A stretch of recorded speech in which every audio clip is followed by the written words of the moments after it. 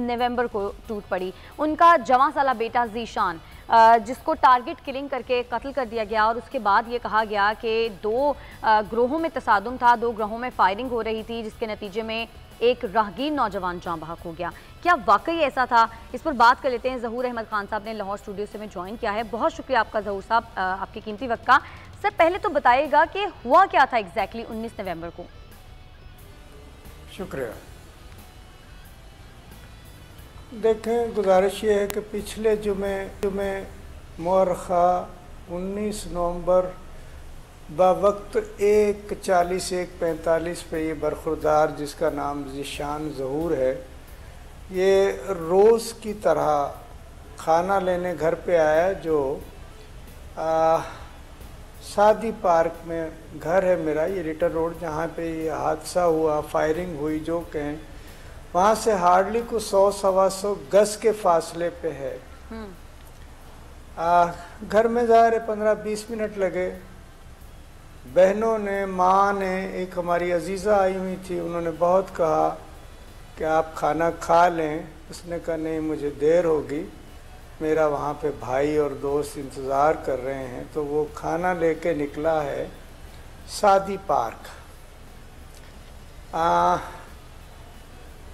जनाज़गाह जो metro bus station है, वहाँ से इसने यू टर्न लिया है टूवर्ड्स करतबा चौक। वहाँ से भी कोई 100 गज का फासला होगा। आगे एक बेकरी है, केक्स एंड बेक्स। जब ये वहाँ पहुँचा है तो कुछ गैर मुसद्दक़ा इतलात के मुताबिक जो हमने बाप बेटों ने, हमारे जो अजीज़ है, उन्होंने इकट्ठी की हैं कि ये आके उस केक्स एंड बेक्स के दरवाजे के पास रुका है कोई 5-7 मिनट हार्डली। अच्छा। फायरिंग हो रही थी इसलिए रुक गया। जैसे ही वहाँ से जब फायरिंग रुकी है और ये दोबारा वहाँ से चलने लगा है, तो इससे पहले जो मेरी ऑडियो वॉइस मैसेज जो मैंने कहा कि उसमें एक गोली लगी थी, वो एक गोली तो इसे दिल के साथ लगी थी और दिल के पार हो गई। एक कतरा खून भी नहीं निकला, सॉरी, दिल के पार नहीं हुई, वहीं पेवस्त होके स्टॉप हो गई और एक कतरा खून भी नहीं निकला इस बरखुरदार का। लेकिन जब मोटरसाइकिल को, चूँकि मोटरसाइकिल तो उसके बाद मिली है, थाने से जो सुपुर्दारी पे चीज़ें देते हैं ये, तो उसका उसी साइड का टापा भी टूटा हुआ था जो 2 पीस में था। एक पीस तो अभी भी मोटरसाइकिल के साथ लगा हुआ है, 70 मोटरसाइकिल है। दूसरा हमें नहीं पता वो कहाँ गया। ये जब जहाँ रुक के चला है तो ये जो फायर हुए तो ये वहाँ से कोई हार्डली 10-15-20 फीट आगे गया है और ये बाकायदा मोटरसाइकिल खड़ी करके वहाँ बैठ गया है। उसके तो ज़हूर साहब, वैसे क्या आपके ख़ानदान की किसी से कोई दुश्मनी थी? ऐसा कुछ आपको लगता था कि कुछ हो सकता है? कोई आपको थ्रेट्स मिले हों? मैं आज भी इस बात पे कायम हूँ कि मेरी किसी से कोई दुश्मनी नहीं। तो मैंने इससे पहले अखबार और टीवी में सुना, देखा, या मुझे जो दोस्तों ने वीडियो कहा गया कि ये राहगीर है, तो दुश्मनी तो नहीं हमारी, कतन किसी से दुश्मन नहीं। हम खाक कोई दुश्मनी तो नहीं थी हमारी, कतन किसी से दुश्मनी। हम खाक नशीनों की तरह दोस्तों को किताबें भिजवाते थे। और मैं पिछले 1991 से इस इशाअती इदारे की जितनी भी जो किताबें छपी, मैं ये भी आपके चैनल के तवज्जुह से अर्ज कर दूं, मुझे इस बात पे भी फ़ख्र है कि मैंने कोई मजहबी हवाले से किसी भी फ़िरके के कोई जज्बात को मजरूर दानिस्ता नहीं किया। कोई ऐसे लफ्ज़ नहीं छापे कि जिनसे किसी भी फ़िरके की, किसी भी मसलक के लोगों की दिलाजारी हो। तो लेकिन ये हुआ है वहाँ पे। साहब, आप ये कह रहे हैं कि कोई दुश्मनी नहीं थी, आप बिल्कुल सही कह रहे होंगे, लेकिन फिर टारगेट किलिंग क्यों हुई? जी, टारगेट किलिंग जो है वो मैंने जो देखा है, जो मैंने सुना है, जो 2-4 वीडियो मेरे पास आई, इसको ऑब्जर्व किया जा रहा था। अच्छा।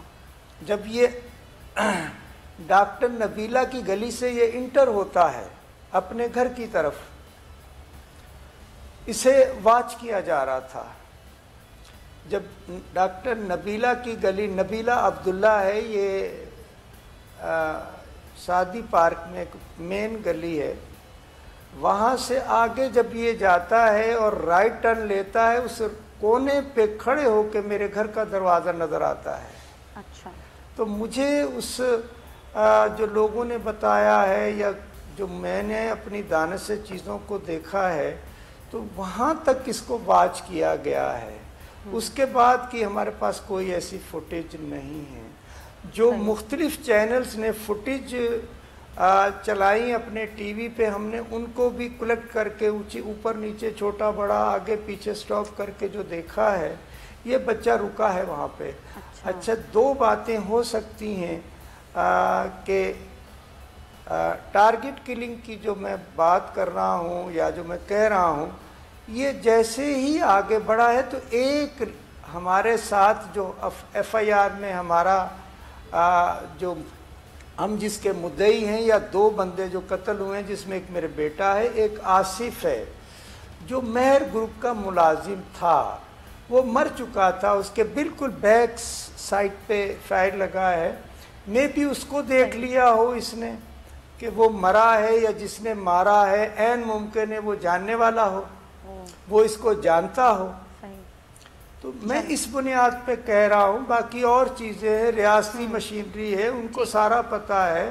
केक्स एंड बेक्स की जो कैमरा है वो आप सारी फुटेज फराहम कर सकते हैं, मुझे तो नहीं देंगे। ज़हूर साहब, मेरी तो बड़ी मुश्किल से। ज़हूर साहब, आपने बड़े हौसले से बात की है। मुझे खुद हौसला नहीं हो रहा है कि मैं आपके साथ बात करूं या आपसे कोई सवाल करूं।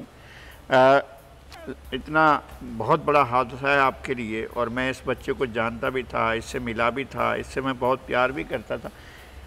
लेकिन इस बच्चे का अगर यानी किसी शाहिद ने जो देख रहा हो कि एक और मर्डर हुआ है और इसने देख लिया हो उसको, या इसके अलावा ख़ुद किसी टारगेट पर हो कि किसी ने कोई गिनती पूरी करनी है, इस तरह का कोई वाक़या हो, तो असल बात यह है कि पुलिस खुद क्या उसका इंटेंशन क्या है और FIR किस तरह की दर्ज की गई है। नामालूम अफराद की ग्रोहों की फायरिंग के दौरान ये बच्चा इस तरह की फायरिंग वो की है, या अब आपने खुद कोई FIR दर्ज करवाई है, या कोई आपने अपना स्टेटमेंट दिया है?